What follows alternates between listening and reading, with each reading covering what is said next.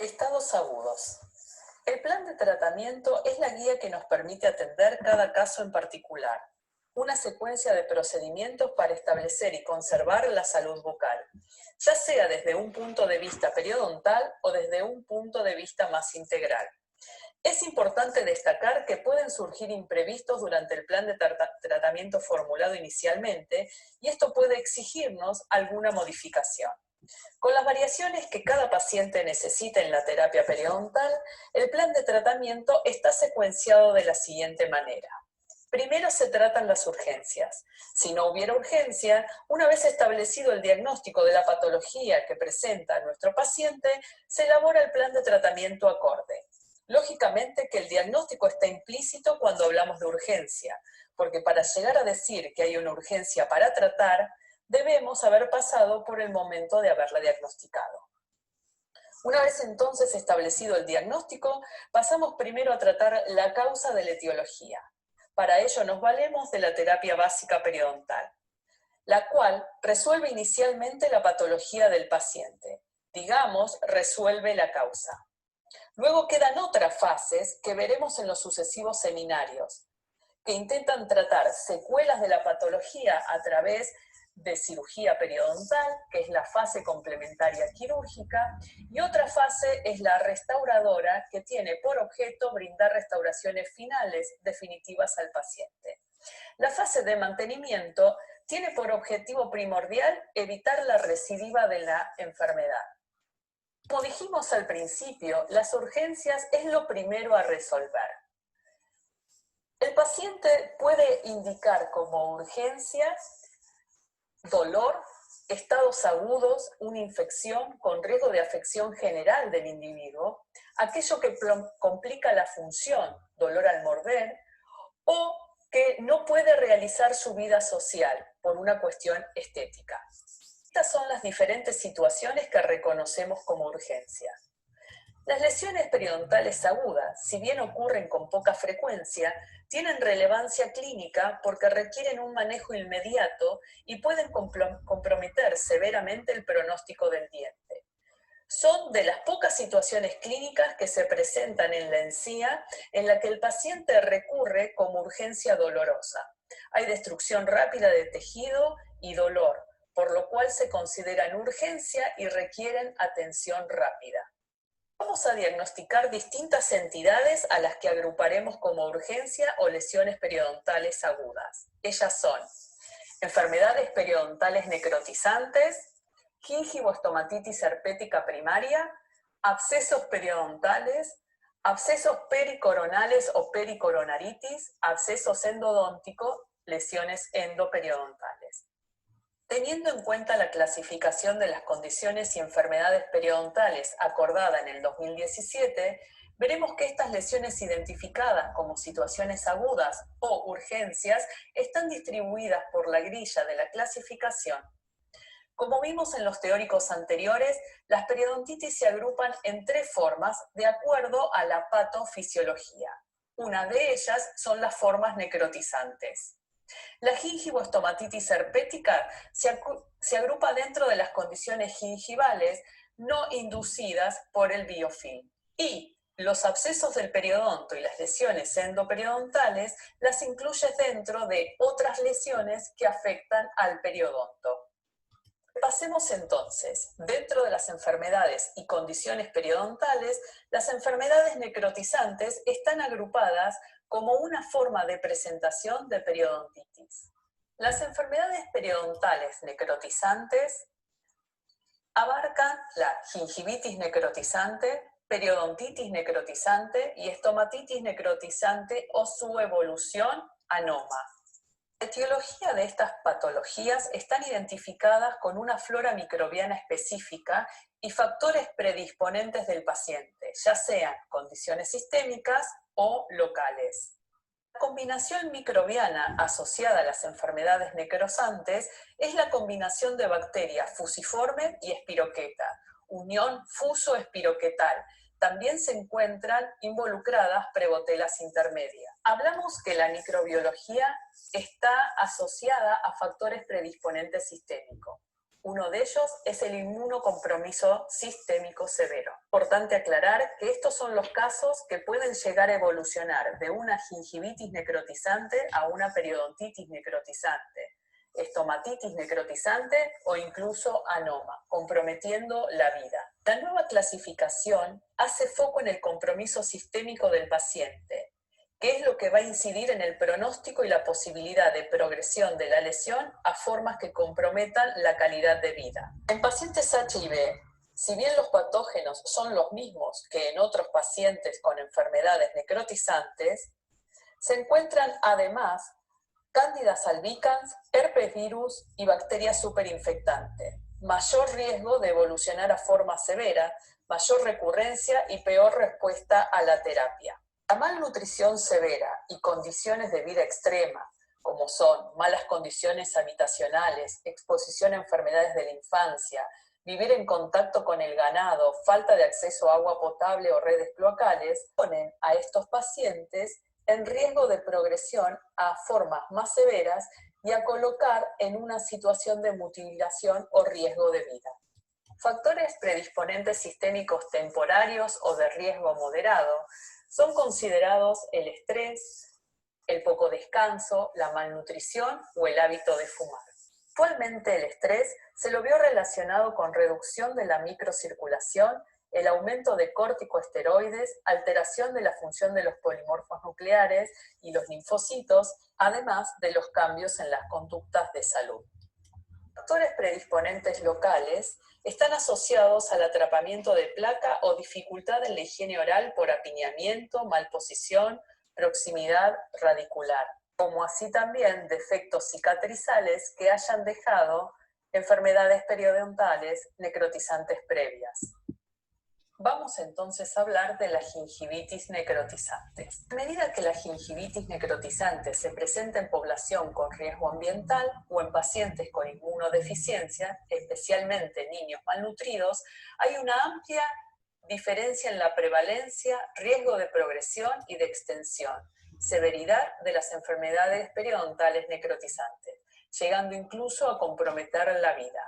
En los casos en los que se presentan pacientes cuyo compromiso sistémico es de duración limitada, por ejemplo, un examen, mudanza, los militares en situación de guerra, las gingivitis necrotizantes pueden no progresar a forma severa, aunque se puede presentar con pérdida de inserción si el paciente ya la tenía, obviamente. Si hablamos de prevalencia, decimos que son patologías de baja prevalencia. Se da en jóvenes en países desarrollados asociados a situaciones de estrés por examen, en niños en países en vías de desarrollo por la malnutrición y tienen mayor incidencia en pacientes con HIV. El estrés agudo o la dificultad para manejar situaciones estresantes cambia el comportamiento del sujeto, por ejemplo, los hábitos de higiene, pero también hay un cambio a nivel de la microcirculación gingival, el flujo salival, aumento en los niveles de hidrocorticosteroides, cambio en la función de polimorfos nucleares y linfocitos, y hay evidencia de aumentos en los niveles de patógenos periodontales como son la prebotella intermedia. El estrés, el poco descanso, la deficiencia nutricional, la inmunosupresión, el tabaquismo, son factores que predisponen al establecimiento de las enfermedades necrotizantes, pero siempre debe existir de base una gingivitis. Existen signos y síntomas a los que llamamos patognomónicos, porque están siempre presentes para diagnosticar la enfermedad.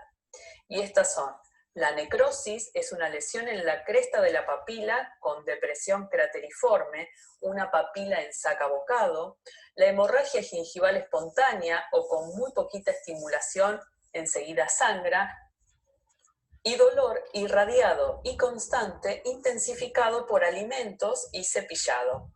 Existen otros signos a los que llamaremos secundarios por ser inconstantes, y que son la presencia de una pseudomembrana gris, el eritema lineal, halitosis, adenopatías, fiebre, aumento en la salivación.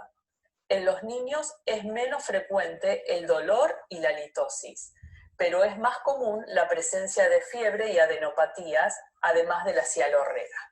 Acá tenemos una descripción histológica de la lesión donde podemos diferenciar 4 zonas, desde la más superficial a la más profunda. Hablamos de una zona bacteriana, que es la más superficial, una zona rica en neutrófila, una zona necrótica y una zona de infiltración de espiroquetas.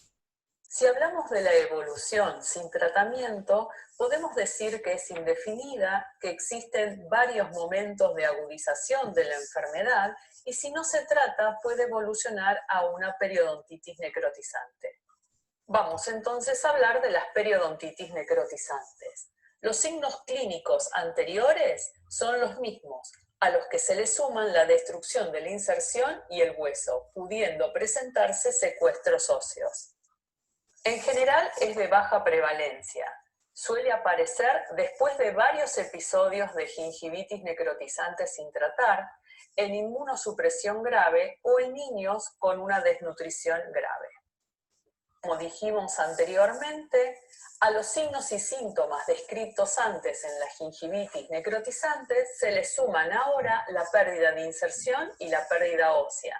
Pueden aparecer cráteres óseos interdentales profundos con posibles secuestros y exposición ósea. Esto se da sobre todo en pacientes con inmunocompromiso severo. En las periodontitis necrotizantes es más frecuente el compromiso sistémico, es decir, la presencia de fiebre y adenopatía. Vamos a hablar entonces de cómo se trata, cuál es el tratamiento, y podemos diferenciar 2 instancias distintas.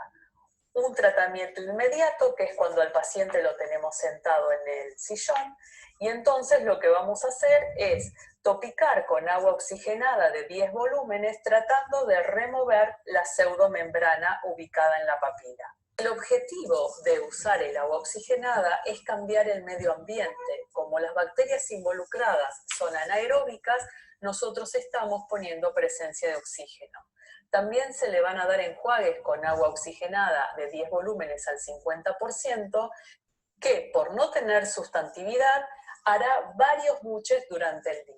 O también podemos recetar clorexidina al 0,12%, que en este caso al tener sustantividad se hará buches durante 1 minuto 2 veces en el día. Y se lo recitará a las 48 horas para un control. En caso de que el paciente presente fiebre o adenopatías, entonces se le recetarán antibióticos. Como dijimos anteriormente, el compromiso sistémico no es algo constante, pero en caso de existir fiebre y adenopatía, se le recetará al paciente antibióticos. El antibiótico de elección es metronidazol de 500 miligramos cada 8 horas durante 7 días. Metronidazol es de elección por ser bactericida y ser efectivo para los gram negativos anaeróbicos. Tener en cuenta los efectos adversos e interacción con el alcohol, el efecto disulfiram. Luego, pasadas las 48 horas, al paciente se lo cita para el control. Y ahí recibirá el tratamiento mediato. Una vez tratada la urgencia, queda la patología de base, gingivitis o periodontitis, que requerirá la secuencia típica de un plan de tratamiento periodontal.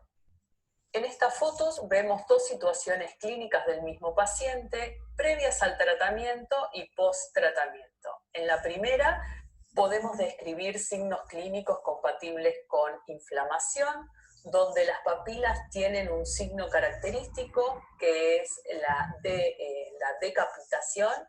Hay una pseudomembrana, hay placa, hay un eritema lineal, y en la segunda fotografía vemos como todos los tejidos volvieron a tener la apariencia compatible con salud. En el tratamiento podemos reconocer una progresión en etapas descritas según Hormin y Cohen, donde la primera instancia es la necrosis de la punta de la papila. Luego avanza la necrosis de toda la papila, se extiende al margen gingival, avanza hacia la encía insertada, se propaga a la mucosa vestibular, expone el hueso alveolar y en los casos más graves se perfora la piel de la mejilla. Estas son las distintas condiciones clínicas que podríamos encontrar. Cuanto más compromiso sistémico tenga el paciente, peor es la situación clínica que vamos a encontrar de las enfermedades necrotizantes. Pasamos ahora a la gingivo-estomatitis herpética.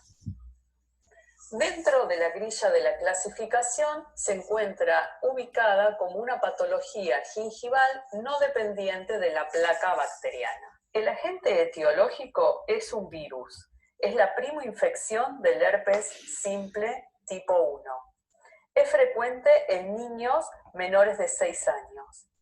En general, es asintomática. Se observan vesículas en la encía, mucosa labial, paladar blando, faringe y lengua, y a las 24 horas estas vesículas se rompen formando pequeñas úlceras dolorosas, lo que dificulta la ingesta del niño. A veces puede cursar con fiebre y adenopatías. Acá tenemos imágenes donde se pueden observar pequeñas vesículas que al agruparse y al romperse se observan como pequeñas úlceras. La manifestación secundaria es el herpes labial, genital u ocular. El tratamiento es sintomático, quiere decir que se tratan los síntomas, no la causa, y siempre se debe recomendar la hidratación de los pacientes. Tanto las enfermedades necrotizantes y la gingivoestomatitis herpética asientan en la encía, es importante hacer un diagnóstico diferencial entre ambas patologías. La gingivitis necrotizantes afecta a jóvenes y adultos. En general se encuentran en la encía marginal. Hay una necrosis de la papila y se puede llegar a encontrar una pseudomembrana. Es una infección del tipo bacteriana y el tratamiento es etiológico, o sea, vamos a ir a la causa. La gingivoestomatitis herpética afecta generalmente a niños. Asienta en encía, mucosas, paladar, labios. Se encuentran vesículas que al agruparse y romperse se forman úlceras. Es una infección viral y el tratamiento es sintomático. Abscesos. Es una colección purulenta en una cavidad neoformada. Dentro de la grilla clasificatoria vemos que están incluidos en otras alteraciones que afectan al periodonto. El absceso periodontal es una lesión aguda con acumulación de pus localizada dentro de la pared de la bolsa periodontal, con signos de destrucción periodontal rápida, con sintomatología característica fácilmente detectable y posibilidad de diseminación sistémica, con graves consecuencias en ciertas circunstancias. Es la tercera urgencia más prevalente, junto con los abscesos dentoalveolares y la pericoronaritis. Más del 50% de los casos se producen los molares. En la clasificación de 1999, los abscesos se los incluía a todos como abscesos del periodonto, pero se critica que el pericoronal y el endodóntico sean incluidos. Deben tenerse en cuenta para hacer diagnóstico diferencial, pero estos últimos no comparten la etiología, ni la patogenia, ni el tratamiento con los periodontales. Por eso en la nueva clasificación no se los incluye, pero es importante conocerlos. La pericoronaritis se tratará más adelante porque sigue siendo un cuadro periodontal, pero es una entidad que la etiopatogenia es distinta. La nueva clasificación se basa en la diferenciación de los factores etiológicos. De esta manera se divide a los abscesos en abscesos periodontales asociados a periodontitis, donde la infección aguda es causada por bacterias del biofilm subgingival en bolsas periodontales profundas, pudiendo representar un periodo donde la patología se presenta de manera más exacerbada y también puede darse en pacientes durante el tratamiento activo. Los otros abscesos pueden aparecer en sitios previamente sanos o no. Se pueden producir por impactación de algún cuerpo extraño que genera una reacción inflamatoria y ocluye el drenaje de los tejidos inflamados. También debido a la presencia de ciertas alteraciones en la superficie radicular o situaciones anatómicas que favorecen la acumulación de placa localizada. Los abscesos, de ser relacionados con la patología periodontal, pueden presentar un periodo de exacerbación aguda de la misma, favorecido por bolsas tortuosas, lesiones de furcación o defectos verticales, en los cuales por un cambio en la flora, una disminución en las defensas del huésped o un cierre coronario de la bolsa, se dificulte el drenaje o la eliminación de bacterias y el descombro y favorezca la colección de los mismos, activando una respuesta inflamatoria con producción de pus.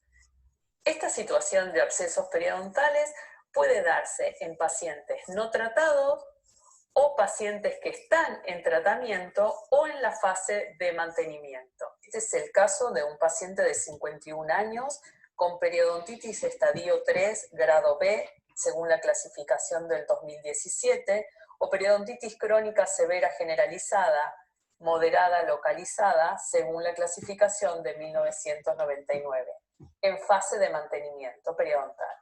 Consulta por dolor agudo e intenso de 2 días de evolución, tumefacción en la encía vestibular entre las piezas 21 y 22. Existe una bolsa de 7 milímetros en distal del 21 y 9 milímetros en mesial del 22, con sangrado positivo y supuración al sondear mesial del 22. Movilidad grado 1 en ambas piezas, que antes no tenían hipermovilidad. También presenta adenopatías. Se toma una radiografía con conos de gutapercha para descartar el compromiso endoperiodontal. Este es un ejemplo de un absceso periodontal en paciente periodontal en fase de mantenimiento.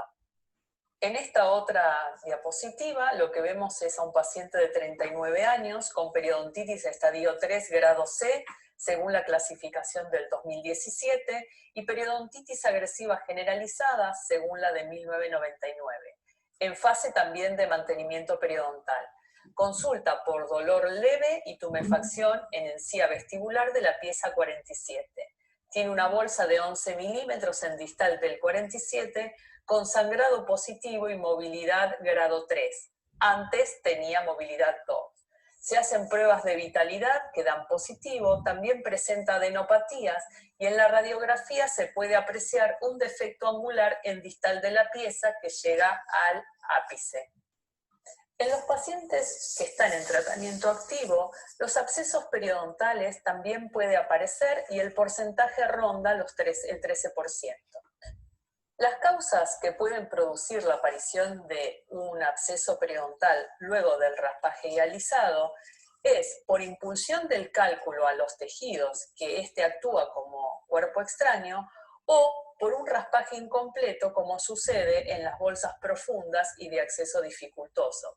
Mientras que en la parte más coronaria, bien raspada, se permite una oclusión coronal de la bolsa e impide también el correcto drenaje. También pueden suceder después de una terapia quirúrgica, particularmente con la colocación de algunos materiales que favorezcan la colonización bacteriana, como puede ser la sutura, o luego de la medicación, como por ejemplo el uso de antibióticos que permite el crecimiento de otras bacterias, produciendo una infección oportunista, o el cierre coronal de las bolsas sin eliminar el cálculo y entonces se favorezca la aparición de un absceso. Existen otros abscesos que se dan en pacientes no necesariamente con historia de enfermedad periodontal. En este caso, la etiología es la oclusión de la bolsa por introducción de un cuerpo extraño. A veces pueden ser palillos, elásticos de ortodoncia, semillitas, pero también puede deberse a alteraciones en la superficie radicular, perforaciones, fracturas radiculares, situaciones anatómicas que favorecen la acumulación de placa localizada, perlas adamantinas, surcos de desarrollo, dents indents. Se reportaron también casos en los que fuerzas excesivas de origen ortodóntico o una mordida cruzada pueden estar relacionados con la aparición de abscesos periodontales. Dentro de los abscesos periodontales en pacientes no necesariamente es periodontal, se da uno que es por impactación de cuerpos extraños. Este es el que antes llamábamos absceso gingival. Es importante hacer la anamnesis e indagar si algún momento pudo haberse lastimado con algún elemento o si comió algo que pueda haberse impactado sobre la encía. A veces se puede confirmar su presencia con radiografía, aunque depende del material del mismo. En general se asocian a partículas de comida, ya sean las cascaritas del pochoclo, la cáscara de algún fruto seco, semillas. En el caso de la foto, entre las piezas 31 y 41 fue a raíz de un pedacito de choclo y un fragmento de un condimento.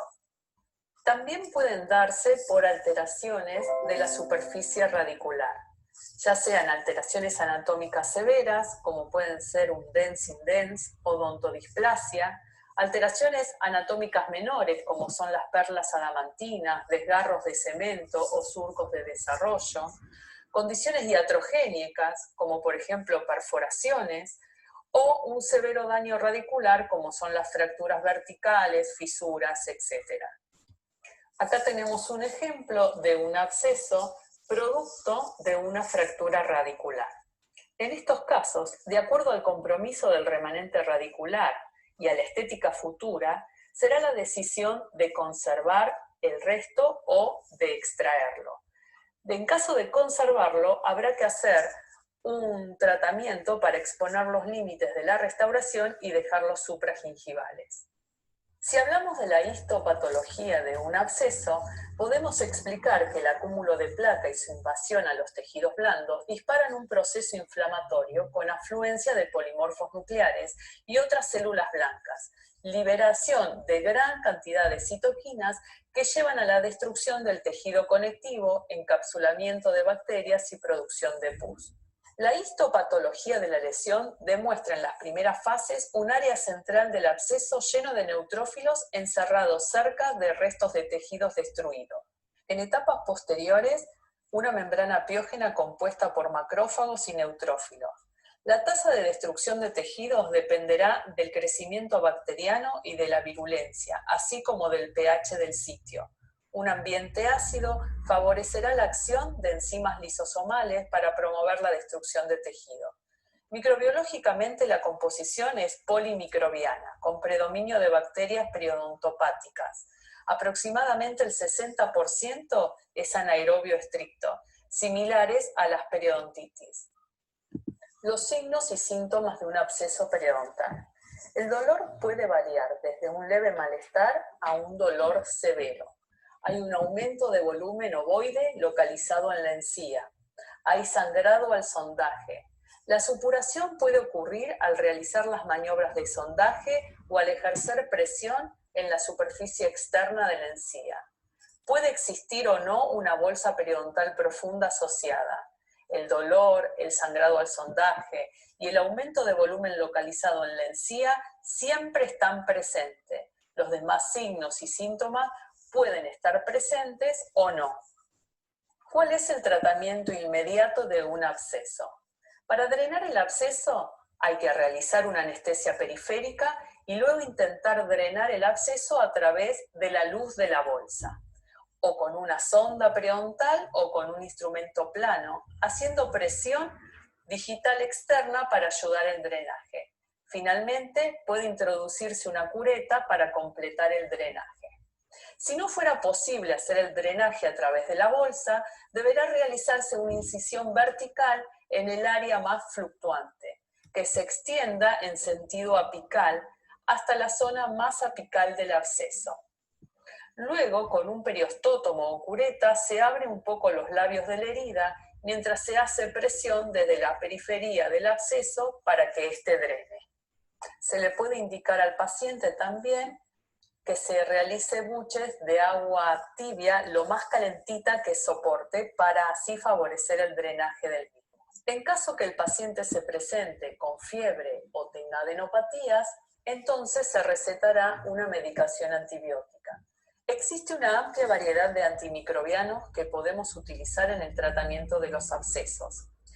Dependiendo del criterio clínico y del caso en particular, puede optarse por diversas alternativas. En general, como primera línea, elegiremos la amoxicilina, ya que es un antibiótico muy bien tolerado por su espectro. En ese caso, se recetará amoxicilina 500 miligramos cada 8 horas durante 7 días. Si el paciente fuera alérgico, podemos elegir acitromicina. En esos casos, la acitromicina se receta 500 miligramos cada 24 horas por 5 días. Acá tenemos un cuadro de la totalidad de antimicrobianos que pueden usarse para el tratamiento de los abscesos periodontales, que está tomado del INDE, la quinta edición. Existe una amplia variedad de antimicrobianos que podemos utilizar en el tratamiento. Es decir, no hay una única opción correcta, habrá que evaluar cada caso en particular para la toma de decisiones.